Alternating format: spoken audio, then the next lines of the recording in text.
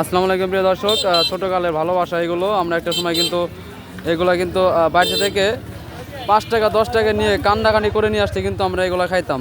ঠিক আছে, তো আপনি যেগুলো আপনি দেখতে পাচ্ছেন এগুলো আপনার কি হাতে বানানো? হ্যাঁ, আমরা সব হাতে বানাই, নিজে কারিগর? নিজে কারিগর। তো এই গজা কত টাকা কেজি বিক্রি করতেছেন? 200 টাকা কেজি। তেলের দাম বেশি তো এই যে 200 টাকা কেজি। 200 টাকা কেজি। আর এই যে এই টানাগুলো কি আপনি নিজে বানানো? নিজে বানানো। কি কি ব্যবহার করেন? চিনি, চিনি বাদাম। চিনি বাদাম এই দুইটা ব্যবহার করেন? দুটোই ব্যবহার করি। এটা কত টাকা কেজি? এটা 200 টাকা কেজি। 200 টাকা কেজি। আর এটা হলো 240 টাকা কেজি। আর এই যে লাল যেটা এটা হচ্ছে 240 টাকা কেজি। প্রিয় দর্শক শুনতে পাচ্ছেন, একটা সময় আমাদের ছোটোবেলায় কিন্তু ভালোবাসা এগুলো। হ্যাঁ, শুধু বাড়িতে যখন বাড়ির কাছে হাট থাকতো আমরা কিন্তু বাড়িতে থেকে কান্নাকাটি করে কিন্তু 10 টাকা 5 টাকা নিয়ে সেগুলো খাইতাম। তো আজকে হঠাৎ মনে পড়লো, তো এই ভাই কিন্তু অনেক বহুত দিন ধরে কিন্তু এই ব্যবসার সাথে জড়িত। তো এই ব্যবসার সাথে কতদিন ধরে জড়িত আছেন? 20 বছর। হ্যাঁ। প্রিয় দর্শক শুনতে পাচ্ছেন, 20 বছর যাবৎ কিন্তু এই ভাই কিন্তু এই ব্যবসার সাথে জড়িত আছে।